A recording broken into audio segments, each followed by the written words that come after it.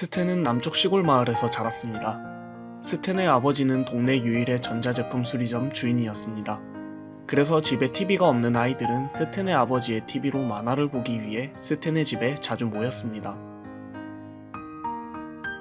어느 날 도시에서 온 듯한 여자아이가 새로 왔습니다. 그녀는 모두가 재밌게 보는 만화에는 관심이 없었고 홀로 라디오 옆에 앉아 음악을 들었습니다.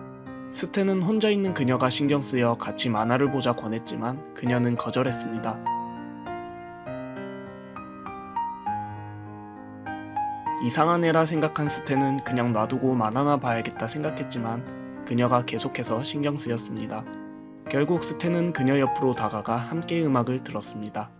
이 일을 계기로 스탠과 그레이스는 좋은 친구가 되어 항상 함께 다녔습니다. 초등학교 앞에는 구운 소시지를 파는 가게가 있었습니다. 소시지를 좋아하는 스탠은 하교하는 길에 항상 소시지를 사 먹었죠. 소시지 가게 옆에는 작은 장난감 피아노를 파는 가게가 있었습니다.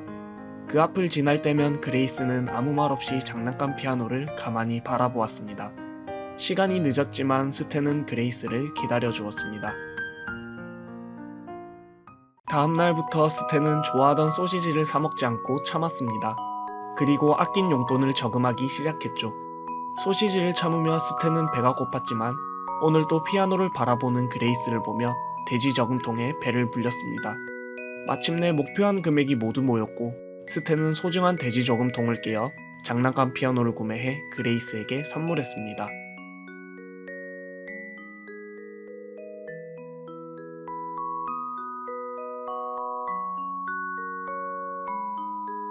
얼마 후 그레이스의 부모님은 그녀에게 진짜 피아노를 사주셨습니다. 그레이스는 피아노 연습에 매진했기 때문에 스탠과 만나는 시간은 점점 줄어들었습니다. 하지만 스탠은 창문을 타고 넘어오는 피아노 소리를 들으며 그녀의 행복한 얼굴을 떠올릴 수 있었습니다. 그레이스에게 부러움과 동경에 가까운 설명하지 못할 감정을 품기 시작한 스탠은 그녀가 그랬듯이 자신도 좋아하는 일을 찾고 싶었습니다. 그 무렵 아버지가 폐물을 가지고 하고 싶은 것들을 하라 허락해 주셨고 폐물들을 수리하며 스탠은 큰 재미를 느꼈습니다. 초등학교 마지막 여름, 그레이스가 스탠에게 메트로놈 수리를 부탁했습니다. 열심히 메트로놈을 수리하던 스탠에게 그레이스는 슬픈 표정으로 도시에 있는 음악학교에 가고 싶다 고백했습니다. 스탠은 아무 말 없이 수리를 이어갔고 메트로놈은 곧 고쳐졌습니다. 무언가에 걸려 멈춰있던 메트로놈이 움직이듯 그레이스의 감정도 터지며 움직였습니다. 스탠은 그런 그녀에게 괜찮다는 흔한 위로 대신 용기를 주고 싶었습니다. 그렇게 스탠은 그레이스에게 그녀가 정말 좋아하는 피아노 연주를 들려달라 부탁했습니다. 기분이 조금 나아진 그레이스는 웃으며 가르쳐줄 테니 함께 연주하자 제안했습니다. 피아노가 처음인 스탠은 자꾸 틀렸지만 그때마다 그레이스는 친절히 가르쳐 주었습니다.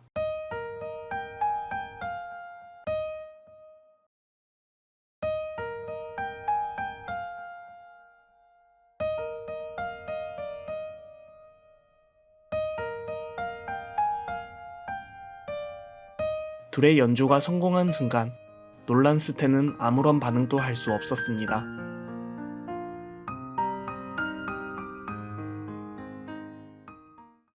스탠과 그레이스가 중학교에 입학한 후 부모님들께서는 둘에게 휴대폰을 사주셨고 휴대폰에 의존하여 서로 연락했습니다. 마무리해야 할 숙제 같은 것들이 있었지만 둘은 휴대폰을 놓지 않고 서로의 일상을 나누었습니다.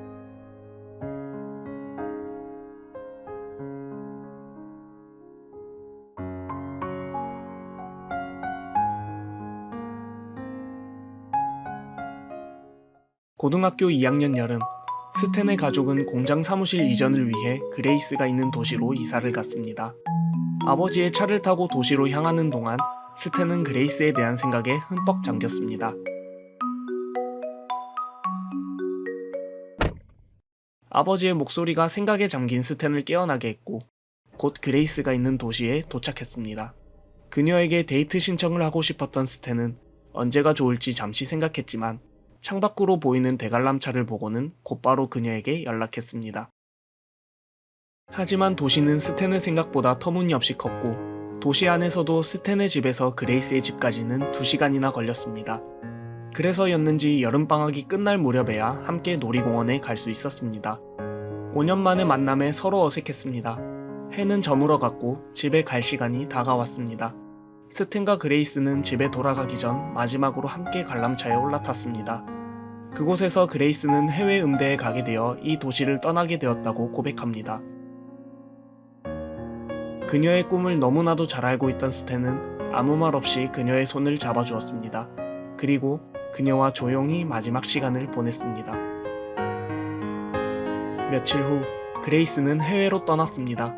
둘은 예전처럼 휴대폰과 인터넷으로 연락을 주고받았습니다. 하지만 이번에는 물리적 거리뿐만 아니라 시차까지 존재해 둘의 거리는 더욱 멀어졌습니다.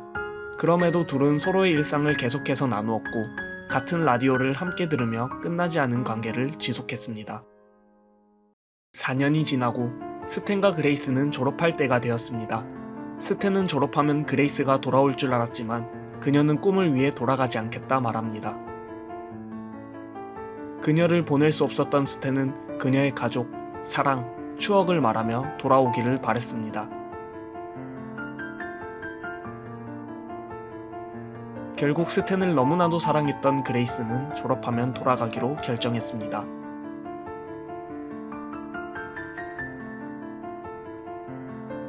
몇 달 후, 그레이스는 돌아온다는 약속을 지켰습니다. 스탠은 자신만의 칩을 만들겠다는 꿈을 이루지 못하고 아버지의 공장에서 일하기 시작했고, 그레이스 또한 피아니스트의 꿈을 이루지 못한 채 음악 선생님이 되었습니다. 모든 게 좋아 보였지만 이제 그레이스에게서 꿈을 찾던 빛나는 눈빛을 다시는 볼 수 없었습니다. 고쳐보려 했지만 모든 것이 그저 기계 같지 않았습니다. 이렇게 될 것을 스탠은 알고 있었습니다. 그녀의 꿈을 너무나도 잘 알았던 스탠은 돌아오라는 말을 할 수 없었습니다.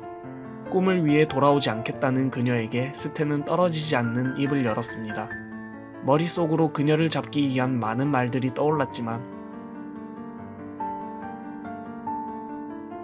스탠은 서로의 꿈을 위한 결정을 내렸고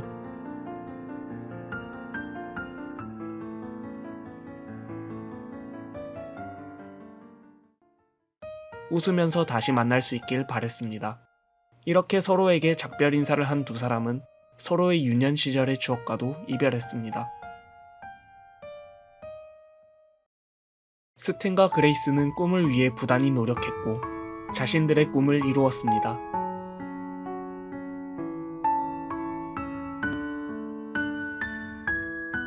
그날 이후 서로를 보지 않았지만 다시 만난다면 분명 웃는 얼굴임이 틀림없었습니다.